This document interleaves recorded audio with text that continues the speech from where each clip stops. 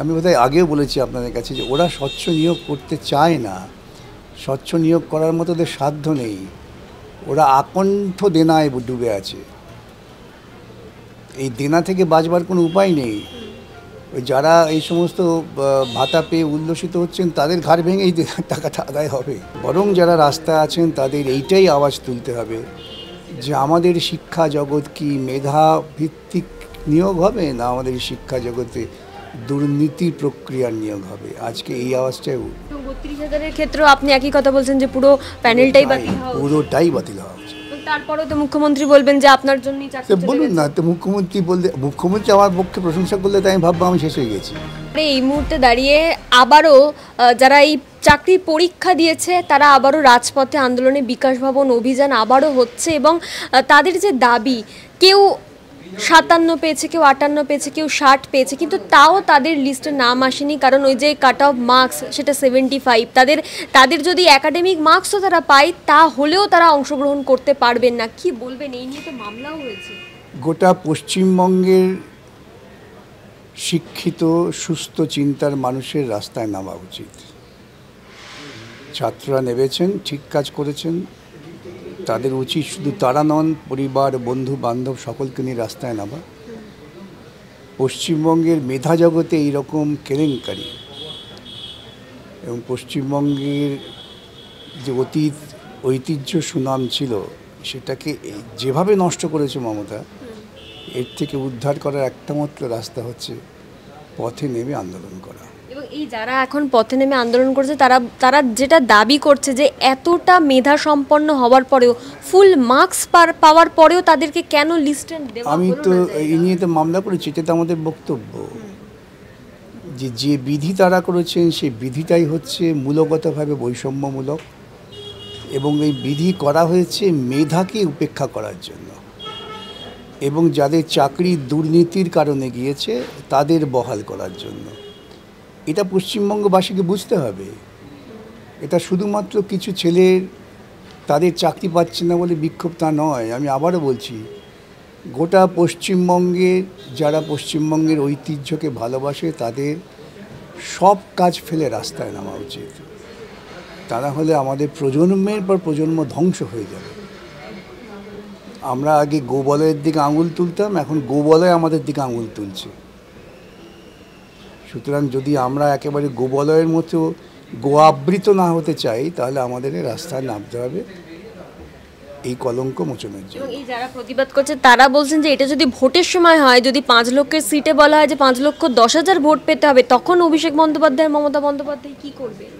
ওরা তো ওইভাবে গুন্ডামি করে ভোট করে, ওরা তো জুলুম করেই করে। সুতরাং এই যুক্তিগুলো ওদের কাছে খুব গ্রহণযোগ্য হবে না। ওরা বলছে আমরা গুন্ডামি করে ভোট করে নেবো, কী আছে। কিন্তু ভোট দেওয়া নিয়ে শিক্ষক মেধা নির্ধারণের সঙ্গে তুলনা করাটা মনে হচ্ছে ভুল তুলনা হচ্ছে। বরং যারা রাস্তায় আছেন তাদের এইটাই আওয়াজ তুলতে হবে যে আমাদের শিক্ষা জগৎ কি মেধা ভিত্তিক নিয়োগ হবে, না আমাদের শিক্ষা জগতে দুর্নীতি প্রক্রিয়ার নিয়োগ হবে। আজকে এই আওয়াজটাই, মেধা স্বচ্ছতা বনাম দুর্নীতি, এই হচ্ছে আজকের আন্দোলনের মূল সূত্র হওয়া উচিত। এই যে অতিরিক্ত 10 নাম্বার যাদেরকে দেওয়া হচ্ছে, শুধুমাত্র তারা যে এই 2016 সালের প্যানেলে ছিলেন তারা নয়, যারা প্রাইমারি শিক্ষকতা করতেন তাদের দেওয়া হচ্ছে, যারা সরকারি অন্য কোনো দপ্তরে কাজ করতেন তাদেরকেও এই 10 নাম্বার তাহলে কেন দেওয়া হচ্ছে? ওই ঘুরে ফিরে দুর্নীতি। আমি যে কথাটা বলি যে রাজনৈতিক দলটার জন্মই হয়েছে দুর্নীতিমূলক প্রক্রিয়ার মধ্য দিয়ে, তাদের কোনো কাজটাই স্বচ্ছ এবং সুনীতিমূলক হতে পারে না। আপনারা যদি তৃণমূল কংগ্রেসের জন্ম থেকে ধারাবাহিকভাবে ওদের বিভিন্ন রাজনৈতিক কর্মকাণ্ড বিশ্লেষণ করেন অনুসন্ধানী দৃষ্টি নিয়ে, বোকার মতো আবেগে না ভেসে গিয়ে, পা চিরে চিরে হলদি নদীতে ভাসিয়ে দেওয়া হয়েছে, মেয়েদের স্তন কেটে কেটে ভাসিয়ে দেওয়া হয়েছে, এই ধরনের অদ্ভুত পাগলামো অশিক্ষামূলক আচরণে না গিয়ে যদি বাস্তব ভিত্তিক চিন্তা করে আপনারা চলেন তাহলে দেখবেন এই গোটা ব্যাপারটাই দুর্নীতিমূলক। এবং স্যার এই যে 32,000-এর মামলা, সেটাও কার্যত এখনো পর্যন্ত যা অবস্থা তাতে আবারও চাকরি যাবে, কি হবে তাহলে শিক্ষা ব্যবস্থা? ওই আমি তো আগেই বলেছি যে পশ্চিমবঙ্গকে যদি পশ্চিমবঙ্গের মান মর্যাদা নিয়ে বাঁচতে হয়, সবাইকে রাস্তায় নামতে হবে, দুর্নীতিবাজরা ছাড়া। আমাদের সরাসরি একটা বিভাজন করতে হবে, একদিকে দুর্নীতির পক্ষে আরেকদিকে দুর্নীতির বিরুদ্ধে, লড়াইটা সেইভাবে হতে হবে। এবং এই যে শূন্য পদ, সেটাও তো বাড়ছে না, এতগুলো চাকরি চলে গেল, তারপরেও 12,000 মাত্র শূন্য পদে নিয়োগের নোটিশ বেরোলো। এটা তো সরকারি পরিকাঠামোর স্কুলগুলোকেই তুলে দিচ্ছে, শূন্যপদ বাড়বে কী করে? আপনি দেখবেন একটা অনুসন্ধান করে গত 10-15 বছরে পশ্চিমবঙ্গের মফস্বল এলাকায় বড় বড় বাড়ি হয়ে প্রাইভেট স্কুল চালু হয়েছে রংচং করে। 2011 পর থেকে তো পশ্চিমবঙ্গের উন্নতির একটা কাঠামো হচ্ছে নীল সাদা রং। ওই একই পদ্ধতিতে বিভিন্ন জায়গায় এই রকম জমি দখল করে বড় বড় বাড়ি করে অমুক স্কুল অমুক ট্রাস্ট গরিব ছেলেগুলো সর্বনাশ করার জন্য সব চালু হয়েছে। আর সরকারি ব্যবস্থাপনায় বাম আমলে যা করেছিল যে ব্যাপক হারে প্রান্তিক ঘরের ছেলেমেয়েরা লেখাপড়া শিখছিলেন বিনা পয়সায়, ফার্স্ট সেকেন্ড থার্ড, আর কলকাতার কয়েকটা স্কুলের মধ্যে আবদ্ধ ছিল না, অপরিচিত অখ্যাত গ্রামের ছেলেরাও ফার্স্ট হচ্ছিল। সেই ব্যবস্থাটাকে ভেঙে দেওয়ার জন্যই উনি চেষ্টা করেছেন।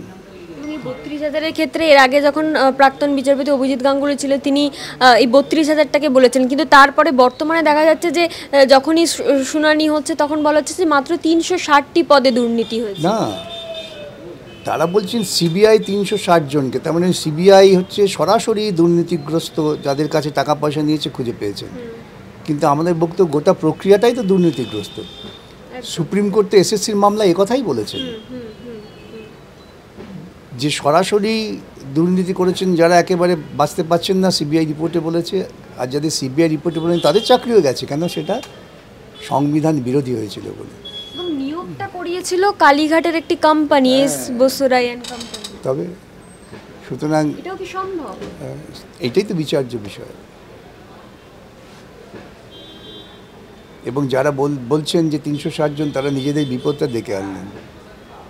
একটা নিয়োগ প্রক্রিয়ায় যদি 360 জনও দুর্নীতি হয়েছে ধরা পড়ে থাকে, তাহলে তো প্রক্রিয়াটাই তো দূষণযুক্ত। তো সেই দূষণযুক্ত প্রক্রিয়া থেকে কি করে স্বচ্ছ নিয়োগ হবে? এবং স্যার এখানে একটা বিতর্ক আছে, এই ধরুন যারা নিজেদেরকে এখন আন্দোলনে গিয়ে 26,000-এর মধ্যে যোগ্য বলছে, তারা বারংবারই বলছে যে এই যে আনটেন্টেডদের লিস্ট ছিল, কিন্তু বিকাশ রঞ্জন ভট্টাচার্য সুপ্রিম কোর্টে গিয়ে বলছে পুরো প্যানেল বাতিল করতে, যেই কারণে তাদের চাকরি চলে গেছে। আচ্ছা, ওদের তো কত উকিল ছিলেন, ভারতবর্ষের এমন কোনো উকিল ছিল না যারা ও নিয়োগ করেনি, তারা বলতে পারলেন না কেন? বিকাশ রঞ্জনকেও কেন বলতে হবে? কলকাতা হাইকোর্টে যখন মামলা হয় তখন আমি বলেছি সব বাতিল হওয়া উচিত, কেন সবটাই দুর্নীতির ফসল। তো সেখানে তো ওদের বহু আইনজীবী ছিলেন, আমি তো কারো গলা টিপে ধরিনি, তারা বললেন না কেন তখন? কিন্তু টেন্টেড আনটেন্টেডদের তার তালিকা ছিল, সে তালিকাটা ওরা পেশ করলেন না কেন? আরে কলকাতা হাইকোর্টের বিচারপতিরা, সুপ্রিম কোর্টের বিচারপতিরা সবাইকে আমার কথাই একেবারে বেদবাক্য মনে করলেন, ওদেরকে আইনজীবী ছিলেন না? তারা কেন বলতে পারলেন না যে হুজুর আমাদের কাছে লিস্ট আছে গ্রহণ করা? পরে লিস্ট দিল। তাহলে এইটা বুঝতে হবে। তাহলে ওদের আইনজীবীরা কী করছিলেন? ওরা যে কত কোটি টাকা খরচা করেছেন সেই আইনজীবীদেরকে জিজ্ঞাসা করুন এখন যে কী হলো, আপনারা কেন বললেন না যে আমরা ঠিক? এবং 32,000-এর ক্ষেত্রেও আপনি একই কথা বলছেন যে পুরো প্যানেলটাই বাতিল হওয়া উচিত। পুরোটাই বাতিল হওয়া উচিত। তারপরেও তো মুখ্যমন্ত্রী বলবেন যে আপনার জন্যই চাকরি চলে বলুন গেছে। না, তো মুখ্যমন্ত্রী আমার পক্ষে প্রশংসা করলে তাই আমি ভাববো আমি শেষ হয়ে গেছি। যিনি দুর্নীতি করেন, যার প্রত্যেকটা পদক্ষেপ দুর্নীতিমূলক, তিনি যদি আমার পক্ষে কথা বলেন তাহলে তো আমি দুর্নীতিগ্রস্ত হয়ে গেলাম। আমি তো তা হতে চাই না। না, আপনি দায় নিতে চান? অবশ্যই দুর্নীতির বিরুদ্ধে শিক্ষা ব্যবস্থাকে বাঁচাতে হবে, বাংলার অতীত গৌরবকে ফিরিয়ে আনতে হবে। কিন্তু এখন যা হচ্ছে তাতে শিক্ষা ব্যবস্থা কি বাঁচবে? কারণ এই নিয়োগ প্রক্রিয়া হলো। বাঁচবে। এই বাঁচার জন্যই আমি বারবার বলি প্রত্যেক মানুষকে তার প্রজাতান্ত্রিক যে অধিকার, সে অধিকারটা চিন্তা ভাবনা করে সামগ্রিক দীর্ঘস্থায়ী সুবিধার কথা ভেবে করতে হবে, ক্ষণস্থায়ী সুবিধার কথা ভেবে না। কিভাবে হবে এটা? এই ধরুন এখন পরীক্ষা হলো, নিয়োগের জন্য লিস্ট বের যারা হলো, দুর্নীতি করছেন তাদের যদি প্রশাসন থেকে দূরে ছড়ে ফেলে দেন তাহলে আর দুর্নীতি হবে না। পশ্চিমবঙ্গের বুকে এর আগে তো শিক্ষক নিয়োগ হয়েছে, এমন তো নয় এই প্রথম হচ্ছে, কিন্তু তখন তো কোনো দুর্নীতির অভিযোগ আসেনি। কিন্তু তাকে ছুঁড়ে ফেলবে কে? তাহলে তা জনগণকে করতে হবে, সেই জন্য তো বলছি আমি যে মানুষকে পথে নামতে হবে। এখন যারা আন্দোলন করছে তারা চাইছে 1 লক্ষ যাতে শূন্য পদ দেওয়া হয়। চাইলেই পাবে কোত্থেকে? হওয়া উচিত তো, গ্রামে গ্রামে স্কুল হওয়া উচিত ছিল। বামফ্রন্ট সরকার যে পরিকাঠামোটা করে গিয়েছিলেন, পরবর্তী সরকারের দায় ছিল সেটাকে বিস্তার ঘটানো, ওরা উল্টো কাজ করেছেন। এবং সুপ্রিম কোর্ট থেকে যে নির্দেশ ছিল একটা টেন্টেরও যেন পরীক্ষায় বসতে না পারে, পরীক্ষায় বসে তো দূরে, এই লিস্টে একজন টেন্টারের নাম আছে, আছে তো। এই সংবাদ মাধ্যমে এসে বলছে আছে তো, সেদিনে তো মামলা হচ্ছে। ওরা তো আসলে বুঝতে হবে, আমি বোধহয় আগেও বলেছি আপনাদের কাছে যে ওরা স্বচ্ছ নিয়োগ করতে চায় না, স্বচ্ছ নিয়োগ করার মতো ওদের সাধ্য নেই, ওরা আকণ্ঠ দেনায় ডুবে আছে। এই দেনা থেকে বাঁচবার কোনো উপায় নেই। ওই যারা এই সমস্ত ভাতা পেয়ে উল্লসিত হচ্ছেন তাদের ঘাড় ভেঙে এই দেনার টাকাটা আদায় হবে। আমরা চাই মানুষের ক্ষমতায়ন। মানুষের ক্ষমতায়ন হয় শিক্ষা এবং স্বাস্থ্যের সুযোগ করে দিলে। সেই জন্যই বামফ্রন্ট আমলে বিনা পয়সায় শিক্ষা চালু হয়েছিল, শিক্ষকদের বেতনটা সম্মানজনক করা হয়েছিল। ঘরে ঘরে টাকা দেওয়ার দরকার ছিল না, পরিকাঠামোয় উন্নতি হতো। এবং আজকে আন্দোলনে নেমে তারা এটাই বলছে যে শুধুমাত্র লক্ষ্মীর ভান্ডার দিলেই চলবে না। বুঝেছেন, একটু দেরিতে বুঝেছেন, তাড়াতাড়ি বুঝলে তাদের পক্ষে আরও মঙ্গল হতো। এবং এই যে স্যার এই 10 নাম্বার যখন এসএসসির বিজ্ঞপ্তিতে দেওয়া হয়েছিল তখন কি এখানে নির্দিষ্ট করে বলা ছিল কি যে কারা এই 10 নাম্বারটা পাবে? না, 10 নম্বর শিক্ষকতার অভিজ্ঞতার জন্য, শিক্ষকতার অভিজ্ঞতা। অথচ এটা প্রথম নিয়োগ। প্রথম নিয়োগে শিক্ষকতার অভিজ্ঞতাকে আসবে কী করে? ঠিক। তাই না? যাই হোক, সেসব তো আদালতে সওয়াল এই হবে। শিক্ষকতার অভিজ্ঞতা ছাড়াও তো অনেকেই 10 নম্বর পেয়ে যাচ্ছে যারা সেটা তো- সরকারি দপ্তরে কাজ করছে। সেটা তো দুর্নীতি। এবং যারা সরকারি সাহায্যপ্রাপ্ত স্কুলে কাজ করত তাদেরও কি এটা পাওয়ার যোগ্য? নিশ্চয়ই তারা? পেলে সবাই পাবে, কেন পাবে না? কিন্তু তারা তো পাচ্ছে না। তাহলে এটাই তো বৈষম্যমূলক চিন্তা, তো সেখানেই গোড়ায় গলদ। বুঝেছেন না? আদৌ তো কি নিয়োগ প্রক্রিয়া শেষ অবধি হবে? আমি কী করে বলবো?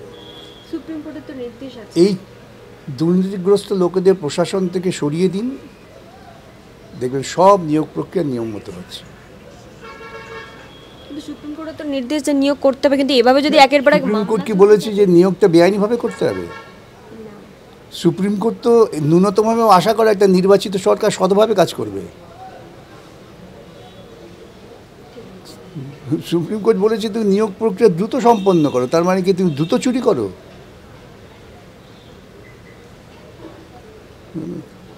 হয়েছে, মানুষ ইচ্ছে করছে।